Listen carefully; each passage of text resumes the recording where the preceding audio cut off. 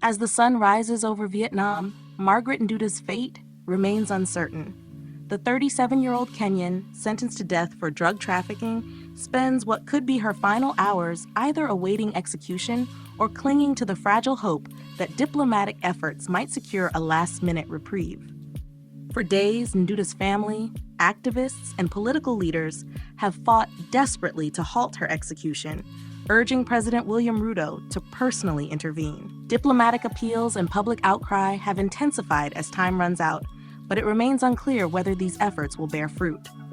Vietnam, known for its unforgiving stance on drug offenses, carries out executions by lethal injection, a method that replaced firing squads in 2011.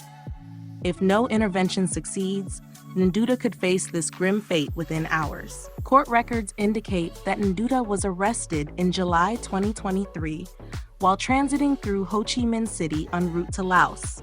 She claims she had been hired by a man known as John in Kenya, who paid her approximately 167,000 shillings to deliver a suitcase. She was also set to pick up another package on her return. Nduta successfully cleared security checks at Bole International Airport in Ethiopia and Hamad International Airport in Qatar, but her luck ran out in Vietnam. Authorities there discovered a false bottom in her suitcase, concealing a stash of cocaine. Despite her insistence that she was unaware of the drugs, Vietnamese prosecutors argued that she must be held accountable. Back home in the small village of Carico in Kiharu, Moranga County, news of her sentencing has sent shockwaves through the community. Initially, her family and neighbors had celebrated her travels, believing she had secured better opportunities abroad. Now, they are devastated. Her mother, Purity Wangari, is especially distraught. "My daughter went abroad to look for work. Now she is being sentenced to death. We are pleading with the government to intervene and bring her home," she said, her voice heavy with sorrow. Foreign Affairs Principal Secretary Korir Singh-Oei has confirmed that Kenya has engaged Vietnam in diplomatic talks, requesting a stay of execution. However, with time slipping away, the question remains, will these efforts be enough to save her life? Akanipigia, akanijambia, "Mam, nilipata magi wetu alikuwa kotini na akachikwa na akahukumiwa kunyongwa." Sentenced to death in Vietnam after being caught with over 2 kilograms of drugs through Tan Son Nha International Airport. Now, according to court proceedings, 37-year-old Macharia Margaret Nduta was hired in July 2023 by a fellow Kenyan to transport a suitcase to Laos, a country in Asia. According to the indictment, she was instructed to hand over the suitcase to a woman in Laos and then return with unspecified goods. Very much, fellow Kenyans. I want to take this opportunity to ask and to request the President of the Republic of Kenya, William Samoei Ruto, to assist this lady called Margaret Nduta, who is supposed to be hanged tomorrow in Vietnam. This lady did no crime. This is a lady who was at the wrong place in the wrong time. This is a lady who was misused, used, and abused. This is a lady who was used to transport drugs. We should not lose a Kenyan, Mr. President. You need to act with speed. You need to help Margaret Nduta. Margaret Nduta should not be hanged tomorrow. And I know that you can take your phone, you can call the Vietnam government, and we need not to lose this lady. We as Kenyans, we need to unite behind this lady because she's one of our own.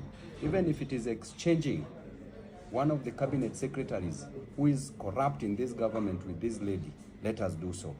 Whatever it will take us to do, let us do so that we can save the life of Margaret Nduta. Nduta was reportedly paid approximately 168,000 Kenyan shillings for the task, and her travel expenses, including plane tickets, fully covered. Now, according to the Vietnam's authorities, Nduta's journey involved traveling through multiple countries before she arrived at Ho Chi Minh City on July 14, 2023.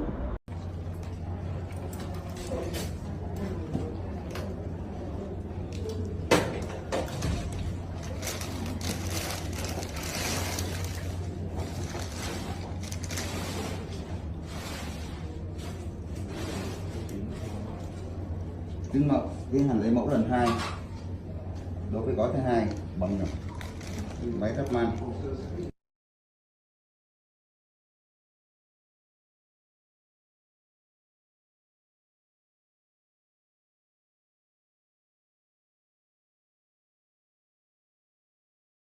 Akanipigia, akanijabia, mam, nilipata magi wetu alikuwa kotini na akachikwa na akahukumiwa kunyongwa. Due to a late arrival, airport staff assisted her in completing immigration procedures so they could help her book a flight to Laos.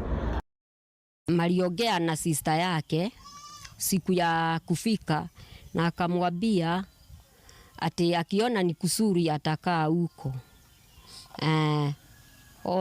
Only that. Kipatikana makosa anaweza leta hapa nchini ahukumiwe huko, yani afungiwe huko, asinyongwe huko. However, during the process, customs officials discovered over 2 kilograms of illicit drugs concealed in her suitcase. In her defense, Nduta claimed she was unaware that the suitcase contained drugs when she received it. Ile information yenye tuko nayo ni kwamba alihukumiwa tarehe 6 na amepewa siku 7 aweze kufanya appeal. Munisaidie, muniletee huyo msichana huku, alafu mkitaka kumfuga mumfugie huku. However, prosecutors argued that this statement was an attempt to evade their responsibility, asserting that she was accountable for the illegal substances she transported. The court ultimately found her guilty and handed down a death sentence on Thursday, March 6th, also to the agents.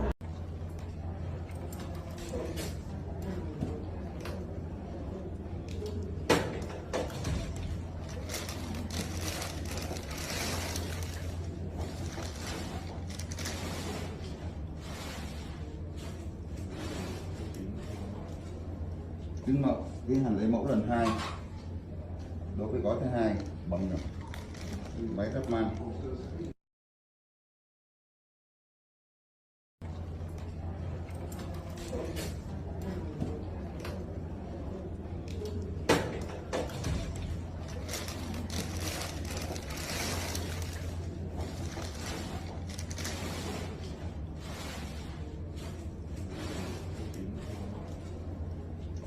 Tiến hành lấy mẫu lần 2 đối với gói thứ hai bằng máy ráp man.